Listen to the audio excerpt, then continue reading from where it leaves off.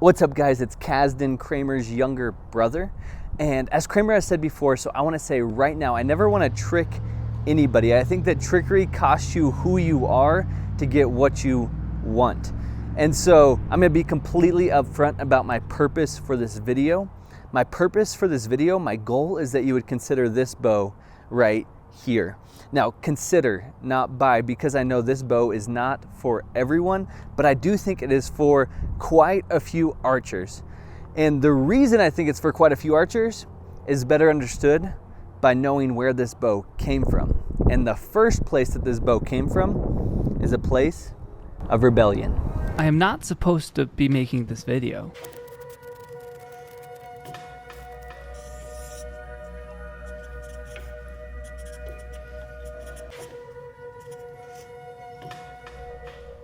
This video was prophetic, and like a prophet, Kramer did not know where to drop it. I struggle knowing when to quit on a bow. Because what you call a sunk cost is my foundation, and what you call a failure is just my first creation. The idea was simple but practical for Kramer. The idea is to have the most portable hunting bow possible. I like to run the mountains and push my body, and I want to make the best packable, portable, small, fast-shooting hunting bow that I can pack in my backpack and run safely. What he did not know is that the runner was a forerunner for chafe cream. But that's not the point. It's the fact that he started, leaving the gateway to failure unguarded. With a direction that was set but destination unknown, even Kramer did not know whether he was leaving or coming home. So where am I going? I don't know. The rebellion had a force. It was the thing he would say is filling me. The spirit is leading. The spirit is like the wind. You can't see it, but I can feel it, and it's stronger than nearly anything. Because he was not chasing perfection, perfection chased him. I can't make it perfect. If I could, I would stop. But the imperfections make way for improvement, and the idea of improvement is hope. The speed giant, the smoothness queen, and the practical king falling into place as bestness was conquered and graced. Humpty Dumpty bounced. He must have been shatterproof. The right way to do something is not the best way to do something. The right way to do something is doing that thing the best you can. With the basics figured out, I think I could build less than 10 of these to get the design I'm looking for just right.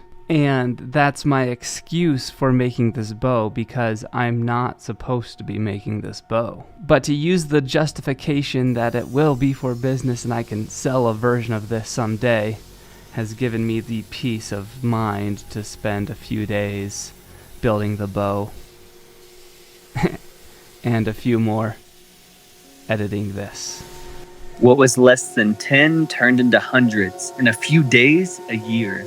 And what was less than grins turned into focus and the obliteration of fear. Building a jig is kind of like building a habit, and once it's in place, you can just use it freely and forget about it. I should have done that. That which should have been done in 10 minutes for one step has now been done in 43,000 minutes for the entire bow building process. Record everything, and then record your mistakes. This will allow for clarity on what needs improvement. What most count as failure, we count as life, the beginning of giving and giving up strife. It's found as a secret, but we can agree that the results of such living are as plain as can be. Because I don't make my own videos for money. I'll make other people's videos for money. My videos are made because the wind blows. This was just the start, just the beginning, but the heart at the start is the same at the ending. And the wind that blew then through failure unknowing is the wind that still blows. It's a wind that's still blowing. The mountain bow took on variation after variation after variation. This is the first one right here. But the mountain bow was just one of the aspects that inspired the Bob Garner bow. The second inspiration for the Bob Garner bow is Bob Garner, Kramer and I's grandpa. Growing up, we would rebel against the rush of life, and we'd go out to Grandma and Grandpa's, we'd play hide and seek, we would cut paths through thorn bushes, we would hunt, sit in a tree stand for hours, or just sit on the back porch with Grandpa, not really saying anything. Grandpa got our dad into archery, and he would help me set up my bow. He would answer all my questions when it came to archery. The first 2 deer I ever shot were with him. This right here is our grandpa's old bow, and we took it as part of the inspiration for the Bob Garner bow. Grandpa was an incredible archer. He won so many tournaments, but I never even knew about it. He didn't breathe a word about his winnings. Grandpa may not have cared much to have a bow named after him, but we wanted to honor him by naming this bow after him in hopes that maybe more people would be like him. Fearless, present, and full of love.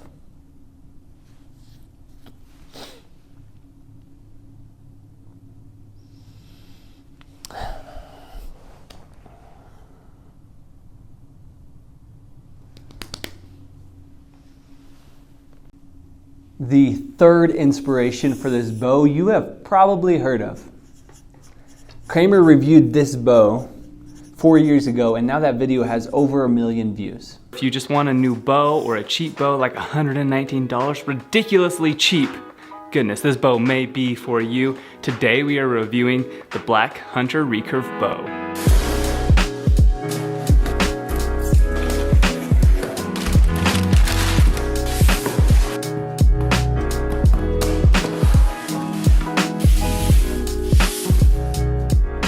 About 1.5 years ago, we decided to solve one of the problems with the Black Hunter bow, which was quality control. The bow was great and it was cheap most of the time.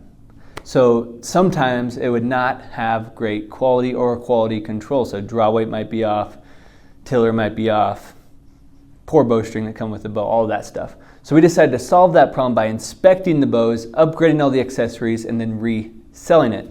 The second problem that we did not solve is that the bow is made in China. Now, depending on who you ask, this may not be an issue, but if you live in the USA, more people than not are gonna prefer to buy things that are built in the USA. The issue with these bows from China is that they are so cheap, they come in and undercut the market of bows that are made in the USA. Not a big deal if you don't care where the bow's made and you're just looking for something cheap. About 4 months ago, as all the tariff things were taking off, I came to Kramer and was like, hey, what if we could build something here in the USA that could compete with the Black Hunter bow? Like, be better than it, but also compete as far as price goes. And Kramer told me, he's like, well, if we were gonna do that, we would have to nail the process. Like, the process would have to be down pat. And I was like, well, do you want to do that? He said that he would. Looking back, it was the perfect setup. Kramer had been building and testing bows for like 15 years, but specifically, he had been specifically testing jigs, systems, ways to build a takedown bow with the mountain bow, bow after bow after bow. And he had this uncanny ability to know what was gonna work and what was not gonna work before he had even tried it. So these 3 inspirations came together. The mountain bow, a bow anyone would love to shoot. Grandpa Bob, a grandpa anyone would love to get to know. And the Black Hunter, a price that anyone would be willing to pay for a bow. these three inspirations came together to create the Grandpa Bob bow. And that is why I think this bow is such a good fit for so many archers. Number one, the price. We're going to be selling this bow at $399. For a week, for a pre-order, it's going to be $299. That includes the bow, the riser, limbs, hardware, bowstring, string silencers, limb silencers, arrow rest. For $399 for a week, it's going to be $299 from July 31st to August 7th. It'll be $299. So that's the first reason, is that we were able to bring the price way down because we spent so much time working on the processes to build this bow. Number two is the fact that it's made right here in Colorado Springs in the USA in our shop, literally 10 feet that way. And number three is the way that it shoots. If I were to be going hunting or just to pick up a bow to shoot, this is the bow that I would reach for. It's just a joy to pull back and shoot. It feels like if I were to pull back a 45-pound bow like this, it feels like I'd be pulling back a 37-pound different bow. Like, it just feels easy to pull back and draw and to shoot. It shoots where I'd ask the arrows to go. Like, literally my first couple shots with this bow was a 47-pound, and I usually shoot about 40-pound. Shoom, bullseye, bullseye, bullseye. And I was like, what the heck? I'm not that good of an archer. And it's just so fun to shoot. So that's the third reason I think this bow is for a lot of people.